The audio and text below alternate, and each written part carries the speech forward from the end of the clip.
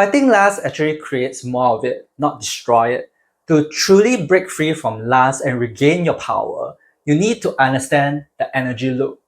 You see, most people think that lust is just a biological urge. They try to fix it by suppressing it. But suppression creates a dangerous trap. You either end up feeling numb to life or you become secretly addicted. The real problem isn't the urge itself, it is the mental conflict about the urge. In this video, I'm going to show you how to stop fighting your own energy and use it more wisely. First of all, what comes to your mind when you think of lust? Many people will say sex. But when I think of lust, I think of the Cookie Monster from Sesame Street. Me want cookie, me cannot wait. Rah, rah, rah, rah, rah. Lust is not limited to sex. It also applies to our craving for food, power, money, love, and even cookies. What defines lust is actually that energy of impatience. I want something and I want it now. It's obsessive and immediate. That's why it reminds me of Cookie Monster. But that is just one component of lust, the urge. The other component is the judger. I want it, but I shouldn't have it. I want it, but it's bad. I am a bad person thinking about sex. This creates a war between the body and the mind. The body is our instinctual desire, and the mind is our morality. What's good, what's bad. Instead of one thing you have to deal with, which is your desire, you have two things to deal with, your desire and your mental conflict. So that's double the work. More importantly, what we may not realize is that when we try to fight the desire, we are applying the force. You see, the desire wants to come out, right? But when we judge it, we kind of push it down. And when you push down the lust pushes back with equal force. It's Newton's third law. The more force and energy you use to suppress your desire, the bigger the desire gets and the lustier you get. Have you ever seen a child wanting a toy in a mall? They just want the toy so badly and they won't leave until the parents get them the toy. And if their parents try to drag them away or punish them, they cry even louder, like, Rah! They're going to let the whole world know that they want that toy. And you can't fight the natural desire with more force. You'll lose every single time. Because the more energy you use to suppress it, the stronger it gets, the more aggressive the lust becomes. Eventually, you will explode. You tell yourself, I can't have the cookie, I shouldn't have the cookie, it's not right, it's bad. The other part of you will fight back.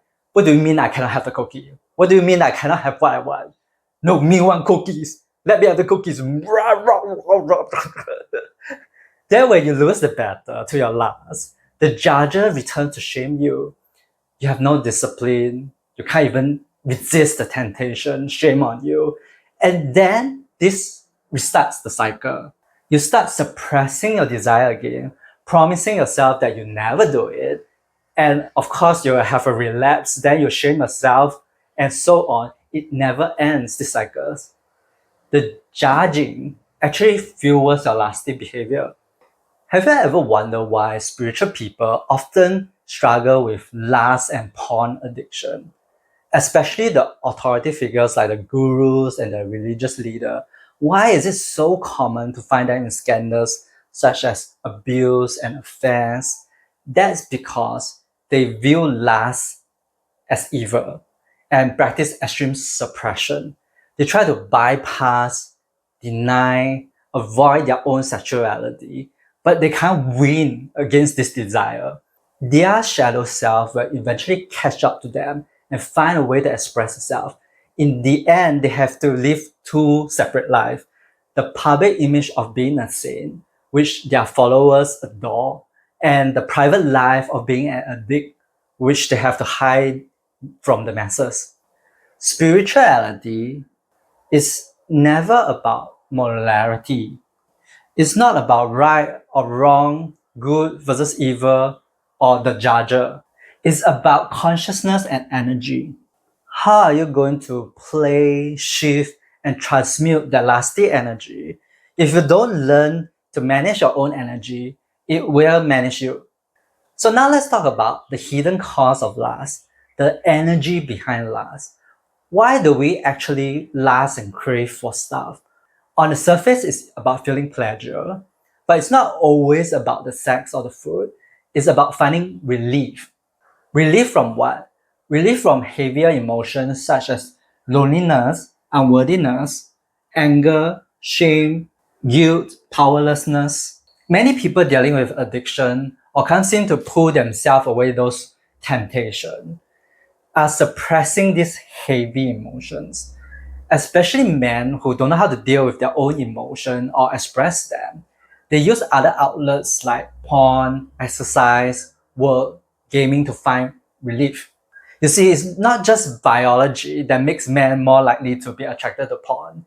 It's also because men tend to suppress their own emotions. But here's something interesting. Lust is actually a higher vibration than all this emotion, higher vibration than shame. It is closer to the vibration of impatience and frustration. It doesn't have that heavy, paralyzing energy that shame and unworthiness has. It feels lighter and moves faster. It gets you to act. It still feels uncomfortable because there is still some resistance there. Unlike the higher vibration like peace, joy, and love, and even contentment. But lust actually provides some relief to those painful, unresolved emotions that you have been avoiding.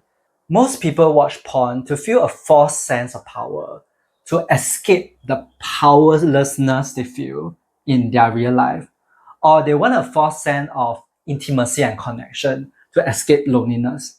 The reason why I say it's false is because the adult content is like a nothing burger, just two buns with nothing in between.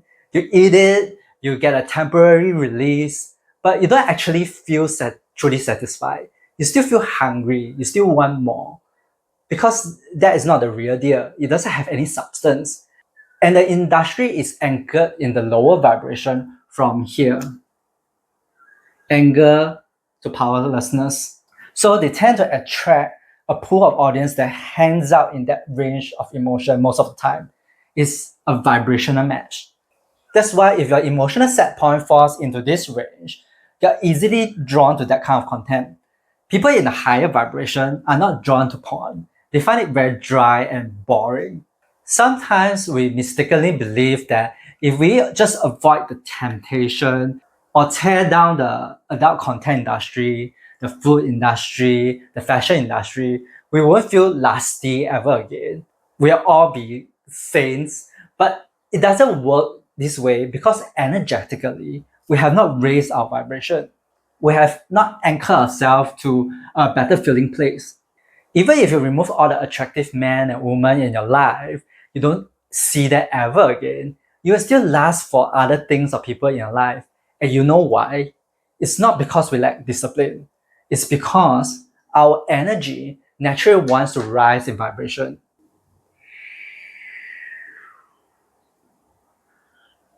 It's always trying to find a way up the emotional scale. It's always trying to find relief. Lust is just a part of the emotional pathway to a higher vibration.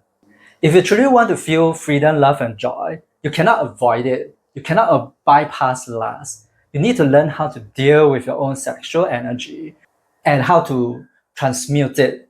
If you take another path, it's to make a U-turn back to the lower vibration. That's what happens when we keep beating ourselves up for our lusty thoughts and behavior. Our vibration keeps going back down to the vibration of shame. You kick yourself back down to the bottom of the ladder. And guess what?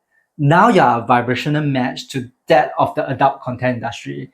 And so you kept getting drawn back to the content to find relief. If you believe you are a bad person and you believe that porn is bad, of course you're going to watch it because it validates your belief. Judging yourself doesn't stop you from watching adult content. It actually makes you want to watch it more.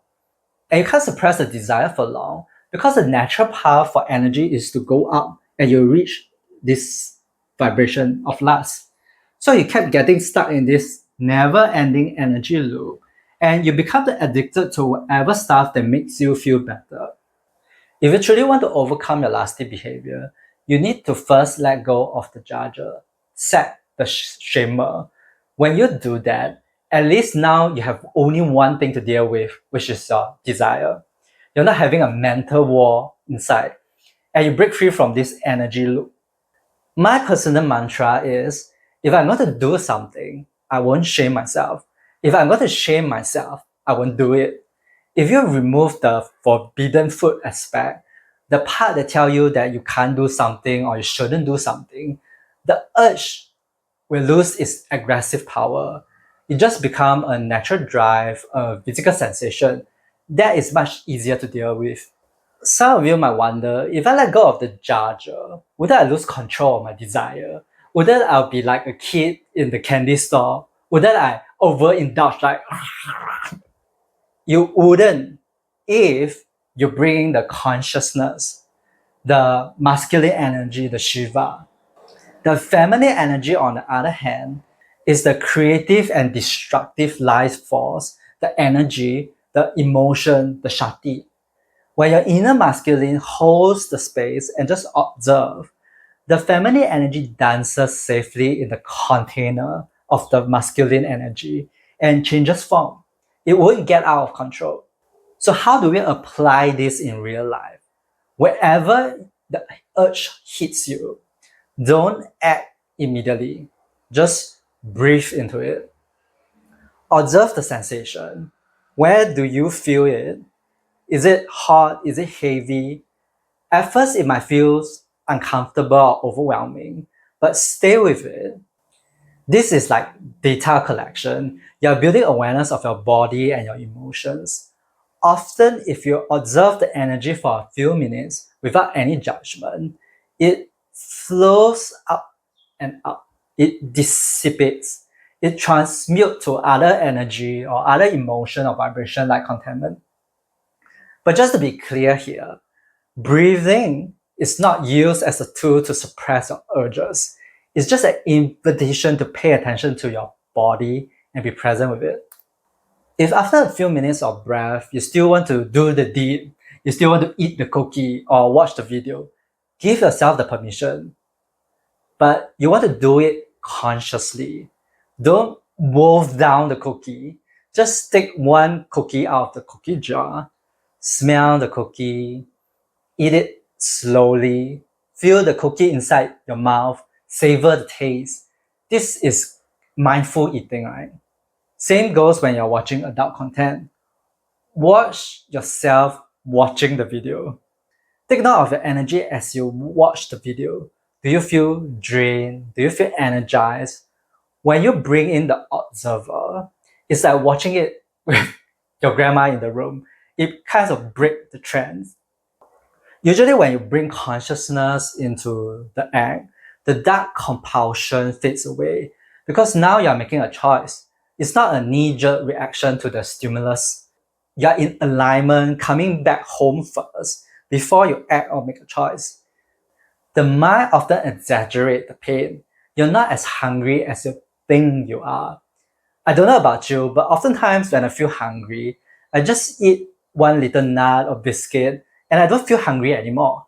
The sensation and the craving just disappears.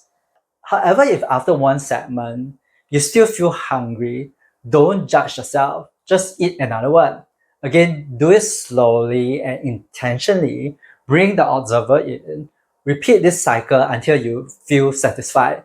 Your body will know when to stop. But here is the final piece of the puzzle.